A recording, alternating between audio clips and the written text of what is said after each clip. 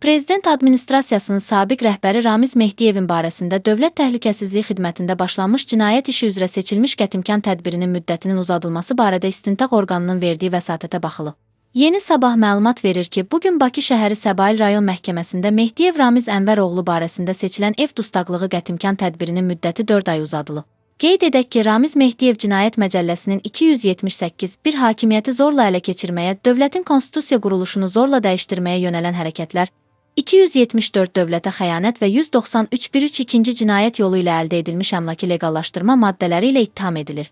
Bakı şəhəri Səbail rayon məhkəməsi ötən il oktyabrın 14-də Ramiz Mehdiyev barəsində açılan cinayət işi üzrə qərar qəbul edib.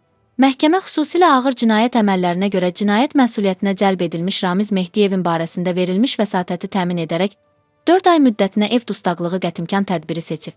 Bundan başqa cinayət işi üzrə ACə sədri Əli Kərimli, ACə rəyasət heyətinin üzvü Məmməd İbrahim, AYMA katibliyinin keçmiş rəisi və Prezident Administrasiyasının keçmiş əməkdaşı Eldar Əmirov və Hürriyyət qəzeti və Hürriyyət təyininin baş redaktoru Vüqar Məmmədov həbs edilir.